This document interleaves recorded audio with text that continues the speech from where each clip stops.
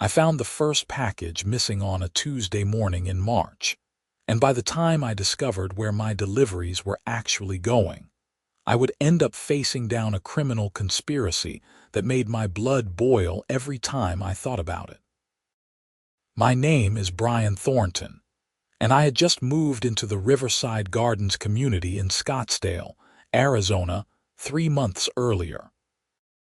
The place looked perfect on paper. A gated community with palm trees lining every street, a community pool that sparkled like something out of a resort brochure, and amenities that justified the steep HOA fees I paid every month. What I didn't know was that I'd walked straight into a nightmare dressed up as suburban paradise. The missing package was supposed to contain a birthday gift for my girlfriend, Sarah. I'd ordered a custom necklace from a jeweler in California, and the tracking information showed it had been delivered to the community mailroom at 9 in the morning. When I went to pick it up after work, the mailroom attendant, a college kid named Marcus, just shrugged and said it wasn't there. "Check the tracking again," Marcus suggested, barely looking up from his phone. I pulled up the tracking on my phone and showed him. Right here, delivered at 9:04 a.m., signature required and someone signed for it. Marcus squinted at the screen. "That's weird, let me check the log." He flipped through a battered notebook that looked like it hadn't been updated since the Clinton administration. "Nothing here, man. Maybe it got missorted." "Missorted where? It says delivered to this address." "I don't know what to tell you. Sometimes things get weird. Check back tomorrow." I left frustrated but figured maybe it was an honest mistake. The package would turn up. Except it didn't. 2 days later, I ordered a replacement gift and had it shipped overnight. The tracking showed delivery at 8:47 a.m. on Friday. When I went to collect it that afternoon, Marcus gave me the same confused look. "Dude, nothing came for you today." That's when I started getting suspicious. 2 packages, both showing as delivered, both vanished into thin air. I decided to do what any reasonable person would do in 2026. I ordered something cheap with tracking and started monitoring it obsessively. The test package was just a phone case from Amazon, nothing expensive, but I watched that tracking information like a hawk. When it showed as delivered on Monday morning at 8:23 a.m., I was at the mailroom by 8:45. Marcus wasn't there yet. The early morning attendant, an older woman named Dorothy, greeted me with a smile. "Hi there. I'm expecting a package that just got delivered." Dorothy checked her computer and frowned. "What's your unit number, dear?" "Unit 247. She clicked around for a minute. "I'm not seeing anything logged in for you. Can you check the deliveries from this morning? It should have come in about 20 minutes ago." Dorothy's frown deepened. She pulled up a different screen. "We had a FedEx delivery at 8:15 and a UPS truck at 8:20. Let me see."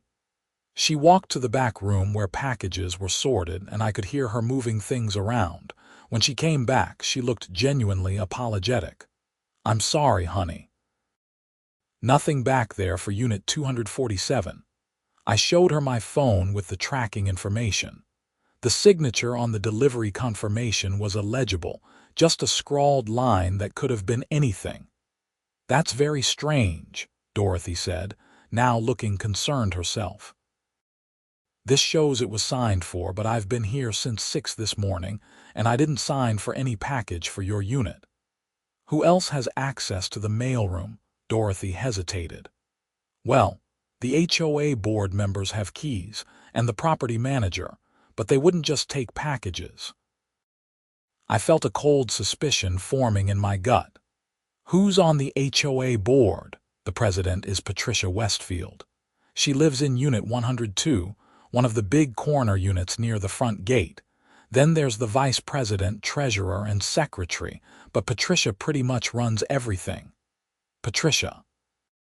Of course it would be a Patricia.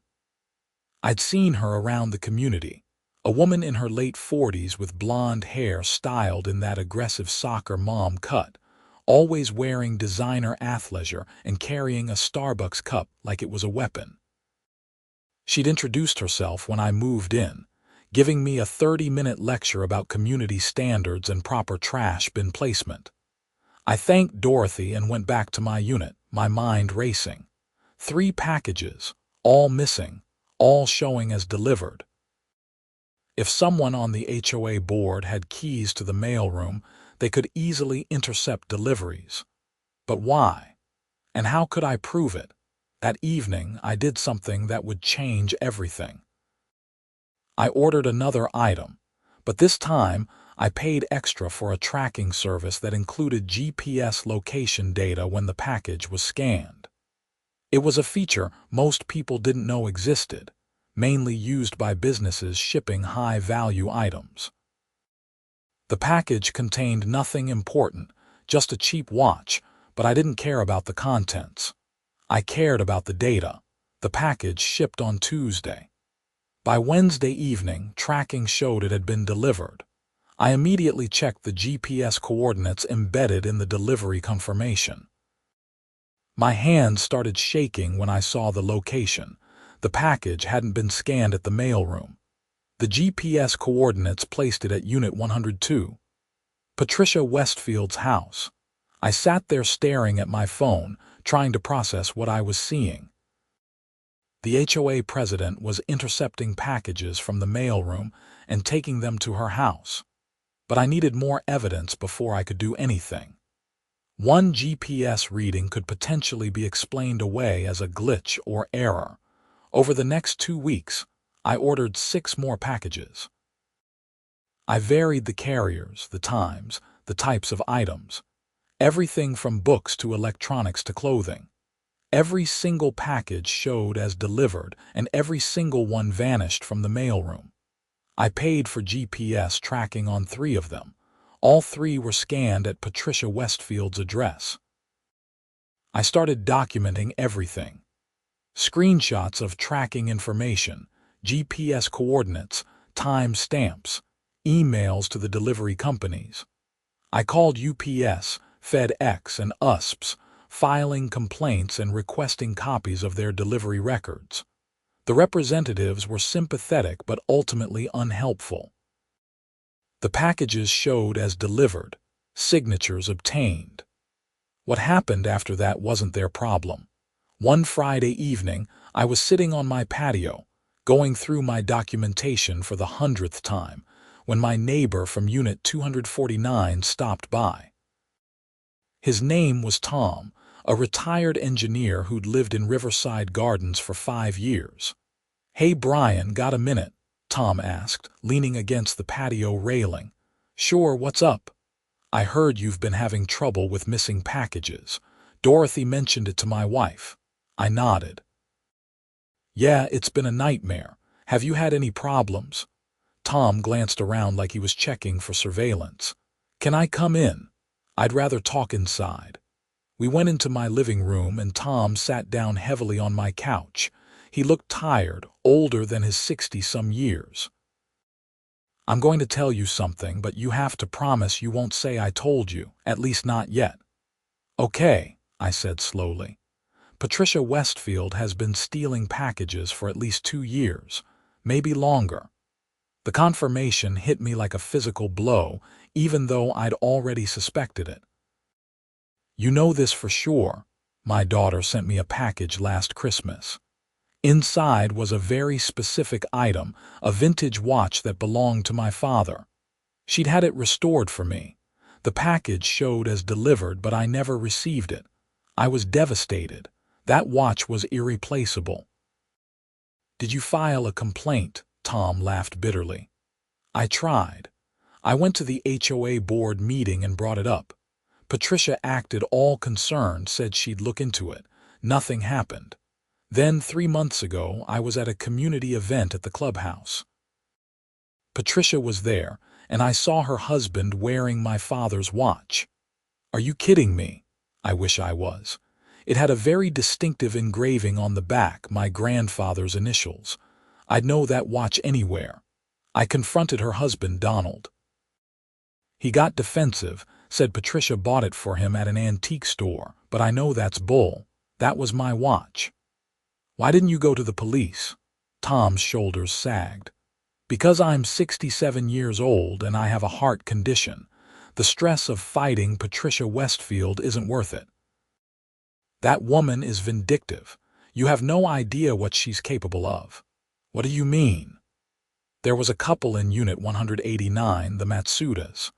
Nice people, been here about as long as me. They filed a formal complaint against Patricia last year over something, I forget what exactly. Within 2 months, they started getting violation notices for everything. Their grass was too long, their car was parked wrong, they had the wrong color curtains. It was harassment, plain and simple. They ended up selling their unit and moving away just to escape it. I felt anger rising in my chest. She can't just get away with this. She has so far. Patricia's been HOA president for 6 years. She runs this place like her personal kingdom. The other board members are either too scared to stand up to her or they are in on it. After Tom left, I sat in my living room as the sun set, thinking about what to do next. I had evidence, solid evidence, but Tom's story worried me. If I went after Patricia directly, would she retaliate? Could she make my life in this community miserable? Then I thought about that watch Tom described, a family heirloom stolen and worn by someone who had no right to it. I thought about my girlfriend's birthday gift, disappeared before I could give it to her. I thought about how many other people Patricia might have stolen from. I decided I wasn't going to let fear stop me, but I needed to be smart about this. The next morning, I drove to the Scottsdale Police Department. The officer at the front desk directed me to file a report with a Detective Sarah Chen, who handled theft cases. Detective Chen was a woman in her mid-30s with sharp eyes and an efficient manner. "Let me make sure I understand," she said, after I'd explained everything. "You believe the president of your HOA has been systematically stealing packages from your community mailroom." "I don't believe it." "I know it. I have GPS tracking data showing my packages were scanned at her address." I showed her everything. The tracking information, the GPS coordinates, the documentation of every missing package. Detective Chen studied it carefully, making notes on her computer. "This is interesting," she admitted. "The GPS data is particularly compelling, but I need to be honest with you, Mr. Thornton. Mail theft cases are tricky. The delivery companies show the packages as delivered. Proving that someone then took them requires either catching them in the act or finding the stolen items in their possession. So what can I do? Keep documenting everything. If you order another package and the same thing happens, call me immediately. We may be able to get a warrant to check her residence if we can establish a pattern. But we need to be careful. If she's as connected as you say, we want to make sure we do this right." Detective Chen gave me her card and told me to contact her the moment I had any new information. I left the police station feeling somewhat better. At least now law enforcement knew about the situation. For the next package, I went all out. I ordered an expensive laptop, something valuable enough that stealing it would be a felony rather than a misdemeanor. I paid for expedited shipping, GPS tracking, and I took the day off work to watch the mailroom personally. I parked my car where I could see the mailroom entrance but hopefully wouldn't be noticed. At 9:15 a.m., a FedEx truck pulled up. The driver grabbed a large package from the back and scanned it. That would be my laptop. He walked into the mailroom. Here's where things got interesting. The driver was inside for maybe 2 minutes, then came out empty-handed and drove away. I waited. At 9:30, Dorothy arrived for her shift. She went inside. A few minutes later, Patricia Westfield's Mercedes SUV pulled into the parking lot. I slouched down in my seat as Patricia got out of her car. She was wearing yoga pants and a designer tank top, her hair pulled back in a ponytail.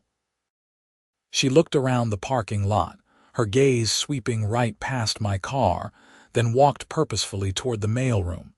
She used a key to enter. I could see her through the window talking to Dorothy. They spoke for a minute, then Patricia disappeared into the back room where packages were stored. She emerged carrying my laptop box. I couldn't believe what I was seeing. She was doing it right there in broad daylight while Dorothy watched. Either Dorothy was in on it, or Patricia had some excuse ready. Patricia walked out of the mailroom carrying my package like she had every right to it, put it in the back of her SUV and drove away. I immediately called Detective Chen. She just did it, right in front of me. I watched her take my package from the mailroom and put it in her car. Are you certain it was your package? Positive. I saw the FedEx driver deliver it 10 minutes earlier. I have the timestamp, and I watched Patricia carry it out. Okay, this is good. Stay where you are. I'm going to make some calls and see about getting a warrant. Don't approach her or do anything that might spook her. The next few hours were agonizing. I stayed in my car watching Patricia's unit from a distance. Around noon, Detective Chen called me back. We have a warrant, she said. A judge agreed there's probable cause for theft. We're going to execute it this afternoon. I need you to stay away from Unit 102 and let us handle this. Absolutely. Whatever you need. At 3 o'clock, I watched from my patio as 2 police cars pulled up outside Patricia's unit. Detective Chen and 3 uniformed officers approached the door. I was too far away to hear what was said, but I could see Patricia answer the door, see her face shift from confusion to indignation to something that might have been fear. The officers went inside. They were in there for almost an hour. When they emerged, they were carrying boxes. Lots of boxes. They made multiple trips, loading Patricia's SUV and one of the police cars with seized items. Patricia came out in handcuffs. She was shouting something, her face red with anger. They put her in the back of one of the police cars and drove away. A uniformed officer stayed behind, presumably to secure the scene. My phone rang. It was Detective Chen. Mr. Thornton, you're going to want to come down to the station tomorrow morning.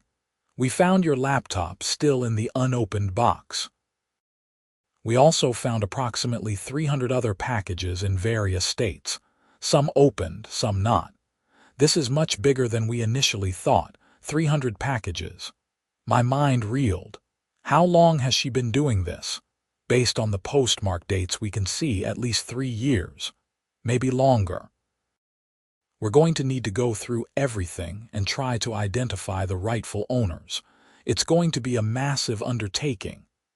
That night, the community exploded with gossip. Everyone had heard about Patricia's arrest. My phone buzzed constantly with messages from neighbors asking what had happened. The community Facebook page was on fire with speculation and theories.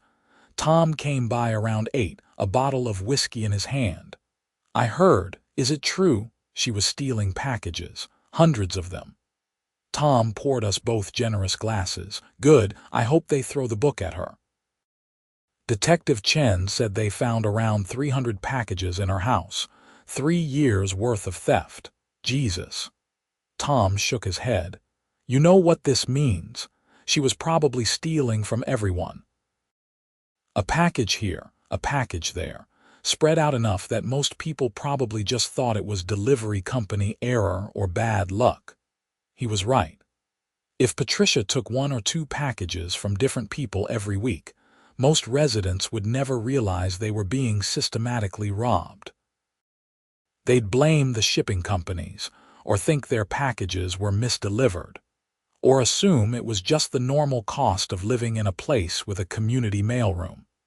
The next morning, I went to the police station as requested. Detective Chen led me to a conference room where boxes upon boxes were stacked against the walls. This is only about half of what we found, she said. The rest is in evidence storage. We're bringing in additional personnel to help process everything. Have you opened them? Some. It's like a twisted Christmas in there. Electronics, clothing, jewelry, books, food items that have long since spoiled. Patricia kept everything. She didn't even seem to care what was in the packages. It's like the act of taking them was the point. That's insane. We found a room in her house that she'd converted into a storage space, floor to ceiling with stolen packages. Her husband claims he knew nothing about it, said she told him the room was full of items she was organizing for a community charity drive. You believe him? Detective Chen's expression was skeptical. We're investigating, but right now we're focused on Patricia.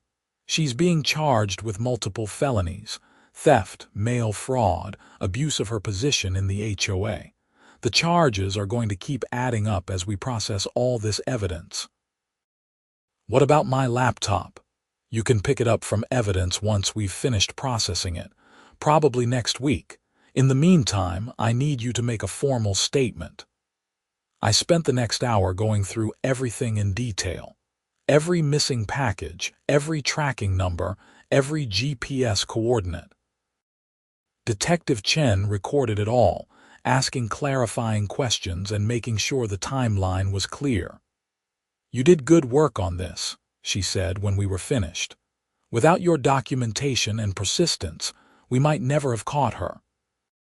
Most people would have just given up after a package or two went missing. I just didn't like being stolen from. Well, you've done a lot more than help yourself. We're going to contact every resident in Riverside Gardens and ask them to report any missing packages from the last several years. My guess is we're going to find dozens, maybe hundreds of victims. She was right. Over the next week, the scope of Patricia's theft became clearer. The police set up a hotline for residents to report missing packages. More than 100 people called in the first day alone. The local news picked up the story, running segments about the HOA president who'd been stealing from her own neighbors. I found myself becoming a minor celebrity in the community. People stopped me constantly to thank me, to share their own stories of missing packages, to express their outrage at Patricia's betrayal. The mood in Riverside Gardens shifted from shock to anger to a kind of collective determination to make sure nothing like this ever happened again. The HOA board, what was left of it, held an emergency meeting. The vice president, a man named Gerald who'd always seemed overshadowed by Patricia, took over as interim president. He was in his 60s, soft-spoken and clearly overwhelmed by the situation. First, I want to apologize on behalf of the board, Gerald said to the packed room at the clubhouse. We had no idea this was happening. Patricia handled most of the day-to-day operations and we trusted her. That trust was clearly misplaced. How could you not know? Someone shouted from the back. This went on for years. Gerald looked pained. I don't have a good answer to that. All I can say is that we're going to implement new oversight procedures immediately. No single person will have unchecked access to community facilities anymore. We're installing security cameras in the mailroom, implementing a digital package tracking system, and creating an anonymous reporting system for residents to voice concerns. What about our HOA fees? Another resident demanded. We've been paying Patricia's salary this whole time, and she was robbing us. The board is reviewing all of our finances, Gerald said. If there are any irregularities, we'll address them. Right now, our priority is cooperation with the police investigation and making sure all stolen property is returned to the rightful owners. I raised my hand. What about Dorothy, the mailroom attendant? Was she involved? Gerald shook his head. The police have questioned her extensively. Dorothy had no knowledge of the thefts. Patricia apparently told her that any packages she removed from the mailroom were ones that residents had asked her to hold or deliver personally. Dorothy had no reason to question the HOA president. That made sense, I supposed. Patricia had authority over everyone in the community. If she said she was doing something officially, who would challenge her? After the meeting, I was approached by a woman in her 30s with a determined look on her face. "Mr. Thornton, I'm Valerie Morrison, attorney. I'm putting together a class action lawsuit against Patricia Westfield on behalf of all the theft victims. Would you be willing to serve as the lead plaintiff? A lawsuit? Absolutely. Criminal charges are one thing, but there are also civil damages to consider. The value of the stolen items, emotional distress, the loss of use of those items. Patricia has substantial assets, including her property in this community, and from what I understand, several rental properties in Scottsdale. The victims deserve compensation." I thought about it. Part of me just wanted to put this whole mess behind me. But then I thought about Tom and his father's watch, about all the other people Patricia had stolen from over the years. "Okay," I said. "I'm in." The lawsuit moved forward quickly. Within 2 weeks, more than 150 residents had joined as plaintiffs. The documented theft value exceeded $500,000, and that was just from packages we could definitively identify. The true amount was probably much higher. Patricia's criminal trial was scheduled for late September, 6 months away. In the meantime, she'd been released on bail with strict conditions: no contact with anyone from Riverside Gardens, no access to any HOA properties, and electronic monitoring. She'd also been removed from the HOA board and banned from serving in any HOA leadership position. The story continued to grow. A reporter from the Phoenix newspaper wrote a long investigative piece about HOA corruption in Arizona, using Patricia's case as the central example. The article detailed how HOAs, meant to serve communities, could become vehicles for abuse when residents didn't maintain proper oversight. I was quoted in the article. "I moved to Riverside Gardens because I thought it would be a safe, well-managed community. Instead, I discovered that the person in charge of protecting our interests was actively robbing us. It's a betrayal of trust that goes beyond just the theft. She was supposed to be our neighbor, our leader. Instead, she was a criminal." The article sparked discussions in the Arizona state legislature about HOA reform and oversight. Several lawmakers proposed bills that would increase transparency requirements and create stronger mechanisms for residents to report abuse. Meanwhile, the process of returning stolen packages to their rightful owners was slow and frustrating. The police had to document every item, try to match it to missing package reports, and then verify ownership. Many packages had been opened, contents removed. Some items were clearly being used by Patricia or her family. Others were stashed away, seemingly forgotten. I got my laptop back in mid-April, 3 weeks after Patricia's arrest. It was still in the sealed box, which was now covered with evidence tags and labels. Detective Chen handed it to me with an apologetic smile. "Sorry for the delay, bureaucracy. It's fine. I'm just glad to have it back. We found your other items too. The necklace you ordered for your girlfriend, the phone case, the watch. All of it was in Patricia's hoard. We'll get those to you soon." I took the laptop home and opened it carefully, half expecting it to be damaged somehow. But it was fine, pristine, exactly as it should have been when I ordered it months ago. Yet holding it didn't bring any satisfaction. It just made me think about all the other people still waiting to get their things back. Tom came by that evening, excited in a way I hadn't seen before. "They found it. They found my father's watch." "That's great." Patricia's husband had been wearing it, just like I said. When the police executed the warrant, it was sitting in his nightstand. Detective Chen called me today. They verified the engraving and confirmed it's mine. I can pick it up next week. Tom's eyes were wet. I thought I'd never see that watch again. It was the last thing I had of my father. Patricia took that from me, and now I'm getting it back. We sat on my patio, watching the sunset over the mountains in the distance, drinking beer and talking about nothing and everything. It felt good, this small moment of peace after months of stress and anger. The community slowly started to heal. The new security measures in the mailroom made a visible difference. Cameras now monitored every package delivery and pickup. A digital system required residents to scan a code to collect their packages, creating an automatic log.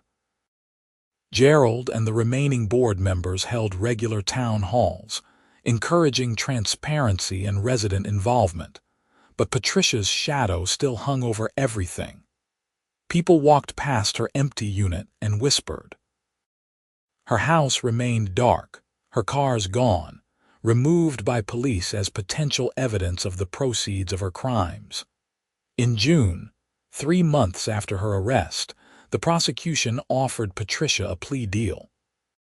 If she pled guilty to all charges, they would recommend a sentence of 5 to 7 years in prison, instead of the potential 15 to 20 she faced if convicted at trial. According to Valerie Morrison, my attorney for the civil case, Patricia's lawyers were advising her to take the deal. The evidence against her is overwhelming, Valerie explained during one of our phone calls. Your GPS tracking data alone is damning. Add in the hundreds of stolen packages found in her house, the testimony from Dorothy and other witnesses, and she has no realistic defense. Her best option is to plead out and hope for leniency. Will she take it? I think so. Her legal fees are mounting, and a trial would be expensive and public. The plea deal at least limits her exposure. Patricia accepted the plea deal in early July. I attended the hearing, sitting in the back of the courtroom with Tom and several other Riverside Gardens residents. Patricia looked diminished, her hair less perfectly styled, wearing a simple dress instead of her usual designer clothes.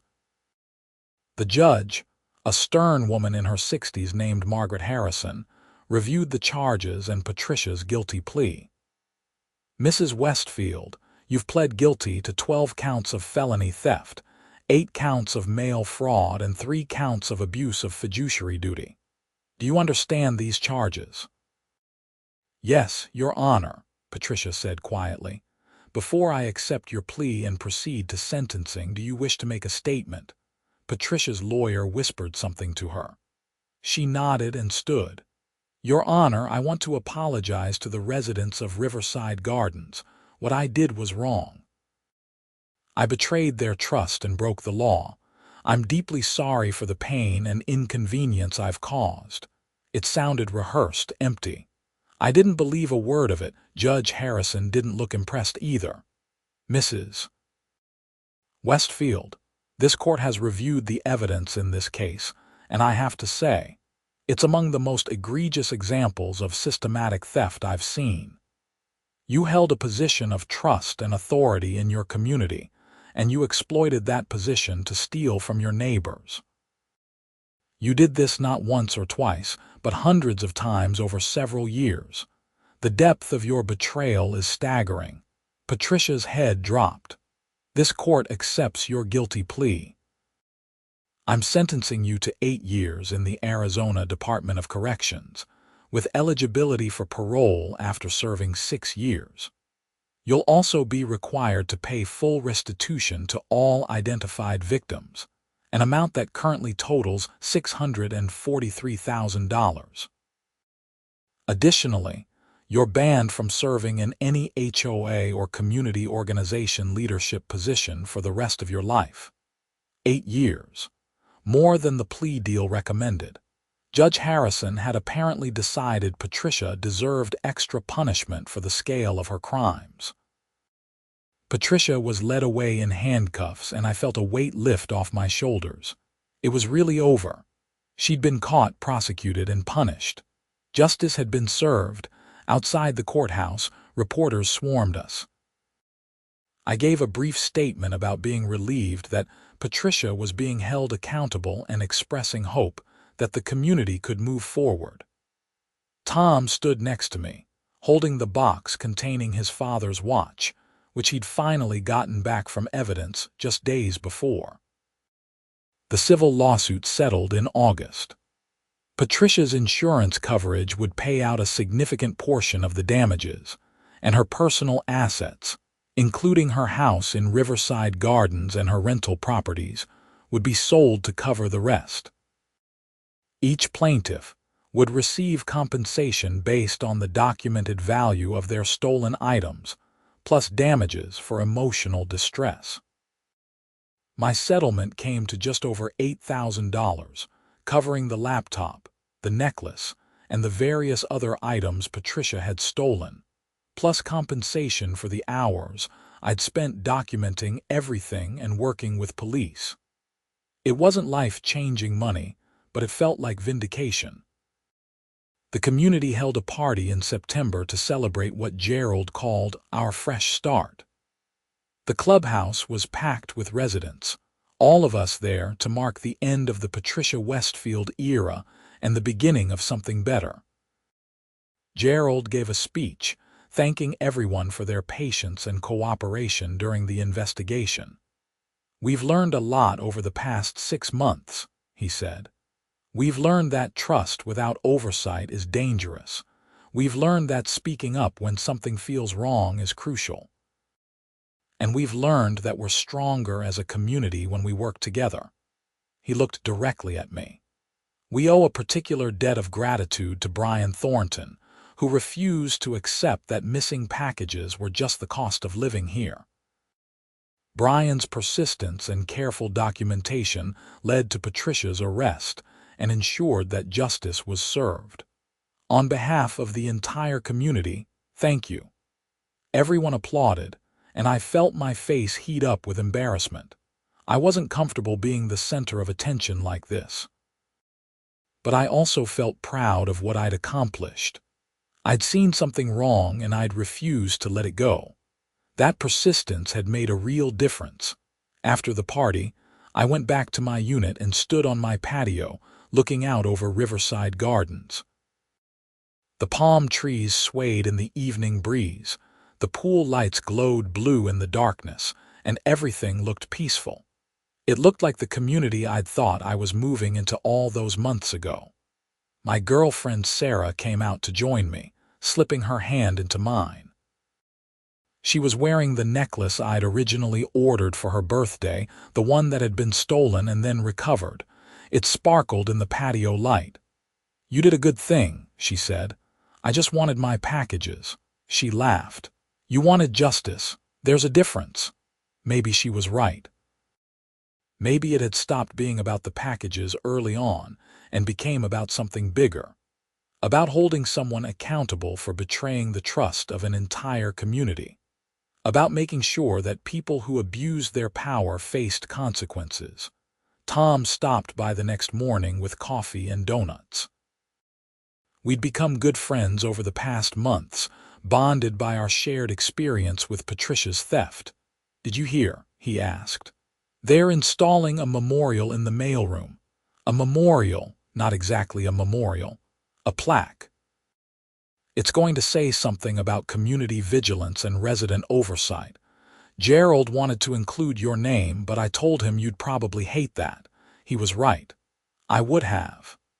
"They're also renaming the Community Standards Committee," Tom continued. "It's going to be called the Community Integrity Board, and they're implementing term limits.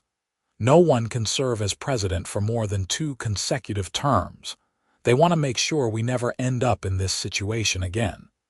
These were good changes, important changes, but they'd come at a cost. The community had been shaken, trust damaged. It would take time to fully recover. Over the following months, life in Riverside Gardens slowly returned to normal. New residents moved in, including a young couple who bought Patricia's old unit after it was sold at auction. They had no idea about the history of the place, about what had happened in that house. I thought about telling them but decided against it. They'd learn about it eventually. Everyone did. It was part of the community's story now, a cautionary tale about what could happen when residents became complacent and stopped paying attention to who was running things. The mailroom functioned smoothly now. Dorothy still worked there, friendlier and more chatty than before, as if relieved that the shadow of Patricia's crimes no longer hung over her. Every package was carefully logged, tracked, and accounted for. Residents received automated notifications when deliveries arrived and could track them in real time through an app. I never had another package go missing. Neither did anyone else, as far as I knew. The new systems worked exactly as they should. In November, nearly 8 months after Patricia's arrest, I received a letter from the Arizona Department of Corrections. It was from Patricia herself, handwritten on prison stationery. "Dear Mr. Thornton," it read, "I know you have no reason to read this letter or believe anything I say, but I wanted to try anyway. What I did to you and the other residents of Riverside Gardens was inexcusable. I've spent every day since my arrest trying to understand why I did it. My therapist here says it was about control, about feeling powerful in a life where I often felt powerless. That doesn't excuse my actions, but it's the best explanation I have. I stole from people who trusted me. I stole things that mattered to them. I hurt people who deserved better. I'm sorry. I know that's not enough, but it's all I have to offer. I hope you and the others in Riverside Gardens can eventually find peace and move forward from what I did. Sincerely, Patricia Westfield." I read the letter twice, trying to decide what I felt. Anger, pity, nothing. In the end, I felt mostly tired. Tired of thinking about Patricia, tired of the whole situation. I put the letter in a drawer and didn't respond. Maybe Patricia was genuinely sorry. Maybe she'd learned something from all this. But that wasn't my problem anymore. She'd face the consequences of her choices, and I'd move on with my life. Sarah and I got engaged in December. I proposed on my patio at sunset, the same spot where I'd spent so many hours documenting Patricia's theft, plotting my investigation, working with Detective Chen. It felt right to mark something good happening in that space. Tom was one of the first people I told. He opened a bottle of champagne that had been sitting in his refrigerator for years, waiting for a special occasion. We toasted on his patio, watching the lights come on across Riverside Gardens as evening fell. "You know what I've been thinking about," Tom said. "If Patricia had just stolen from you and stopped, she probably would have gotten away with it. But she was greedy. She couldn't help herself. She kept taking and taking until eventually someone like you came along who wouldn't let it go. Someone like me. Someone stubborn. Someone who pays attention. Someone who gives a damn." Tom raised his glass. "Here's to people who give a damn. The world needs more of them." We drank to that, and I thought about how random it all was. If I'd moved into a different community, Patricia would still be stealing packages. If I'd given up after the first or second missing delivery, she'd still be HOA president. If I hadn't paid for that GPS tracking, I never would have gotten the proof I needed. But I had moved here, I hadn't given up, and I had gotten proof. And because of that, justice had been served. Gerald served out the remainder of Patricia's term as HOA president, and then stepped down, saying he'd done his part, and it was time for new leadership. The community elected a woman named Rachel Chen, a software engineer in her 40s who promised transparency and innovation. She was good at her job, running efficient meetings and implementing smart policies. Under Rachel's leadership, Riverside Gardens thrived. property values increased. The community won awards for landscaping and maintenance. New amenities were added, including a fitness center and a dog park. It became the kind of place I'd hoped it would be when I first moved in. I sometimes wondered if Patricia followed news about the community from prison. Did she know that Riverside Gardens was doing better without her? Did it bother her that we'd moved on so completely? Detective Chen, who I'd stayed in touch with, told me that Patricia had become something of a cautionary tale in law enforcement circles. "We use your case in training sessions," she said during one of our occasional coffee meetings. "It's a perfect example of how important civilian cooperation is in solving crimes. If you hadn't done all that documentation and tracking work, we would have had a much harder time building our case." "I just wanted my packages back," she smiled. "You always say that, but you did more than that. You protected your community. That matters." Maybe it did. I'd never set out to be anyone's hero. I'd just been annoyed that my deliveries kept disappearing. But in pursuing that annoyance to its logical conclusion, I'd uncovered a crime spree and brought a criminal to justice. That was something to be proud of. Sarah and I got married the following spring in a ceremony held at the Riverside Gardens clubhouse. Half the community attended, including Tom, who gave a speech about how I'd proven that one person really could make a difference. Gerald was there too, along with Rachel and the new board members. Even Dorothy came, bringing a beautiful set of serving dishes as a wedding gift. During the reception, as I danced with Sarah under strings of lights hung across the clubhouse ceiling, I looked around at all the smiling faces. These were my neighbors, my community. We'd been through something terrible together and come out stronger on the other side. Tom caught my eye and raised his glass. He was wearing his father's watch, the one Patricia had stolen, the one we'd gotten back. It was a reminder of what we'd fought for and what we'd won. Later that night, after the reception ended and Sarah and I went back to our unit, I stood on the patio one last time, looking out over the community. The pool lights were off now, the streets quiet, everyone asleep or heading to bed. It looked peaceful, safe, exactly how a home should feel. I thought about everything that had happened over the past year. The frustration of missing packages, the growing suspicion, the investigation, the arrest, the trial, the settlement. It had been exhausting and infuriating and ultimately satisfying in a way few things in my life had been. But more than that, it had taught me something important. It had taught me that speaking up matters, that refusing to accept wrongdoing matters. That one person, armed with nothing more than determination and careful documentation, really can change things. Patricia Westfield had thought she could steal from her neighbors indefinitely.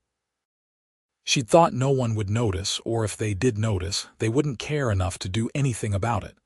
She'd been wrong on both counts. I'd noticed, I'd cared, and I'd done something. As I stood there in the cool Arizona night, Sarah came out to join me. She wrapped her arms around me from behind and rested her head on my shoulder. "What are you thinking about?" she asked. "Just everything. How much has changed since I moved here? Regret it? Not even a little bit. And I meant it. Despite everything, despite the stress and anger and confrontation, I didn't regret a single moment. This was my home now, my community, and I'd fought to protect it. That meant something." The next morning I saw Marcus at the mailroom, the college kid who'd been there that first day when I'd come looking for my missing package. He'd kept working there through everything, witnessed the entire investigation and aftermath. "Hey Brian," he said, "package came for you. Already scanned into the system. Should be in your slot." I checked and sure enough there it was. A book I'd ordered delivered exactly as it should be. No GPS tracking needed, no investigation required. Just a normal, boring package delivery. "Thanks, Marcus," No problem, he paused. You know, I still think about how all that went down. Patricia was stealing packages right under my nose for years, and I never had a clue. She was good at it. She'd had practice. Still, I should have noticed something. Don't beat yourself up. She fooled everyone. Marcus nodded, but I could tell he still felt guilty. That was Patricia's legacy, too. All the people who wondered if they should have seen the signs should have stopped her sooner, but dwelling on what ifs wouldn't help anyone. The important thing was that she'd been caught and punished.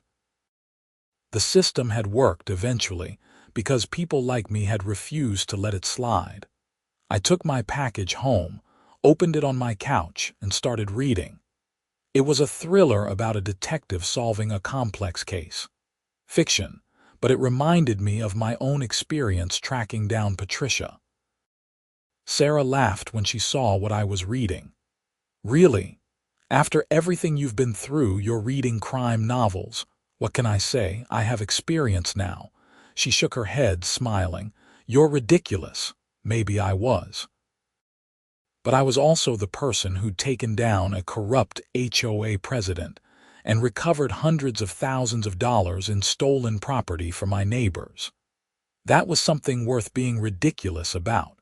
The years passed. Patricia served her time in prison, eventually being released on parole after 6 years. I heard through the community grapevine that she'd moved to Phoenix, far from Scottsdale and Riverside Gardens.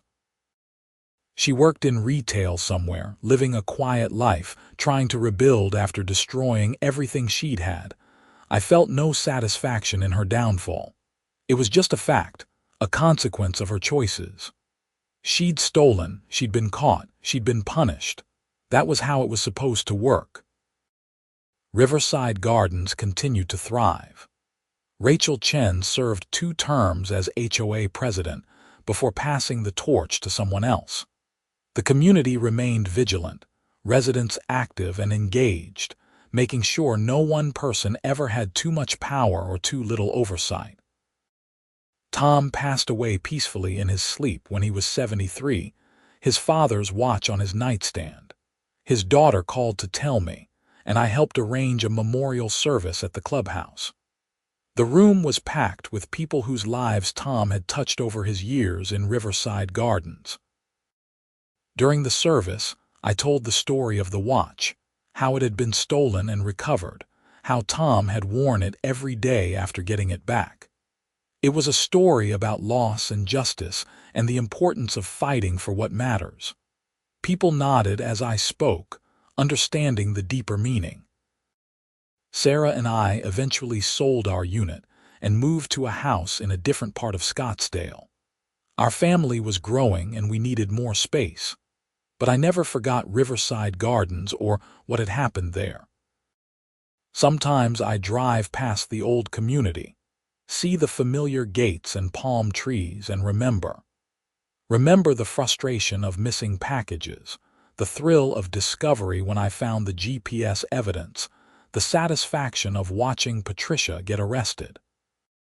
Remember Tom and his watch, Dorothy and her genuine concern, Detective Chen and her professional competence. Most of all, I remember the lesson I learned, that ordinary people can accomplish extraordinary things when they refuse to accept wrongdoing. I was just a guy who wanted his packages, but by pursuing that simple goal with determination and care, I'd made a real difference. That's what I think about now, years later, when I tell this story to friends or colleagues. It's not really about HOA drama or stolen packages.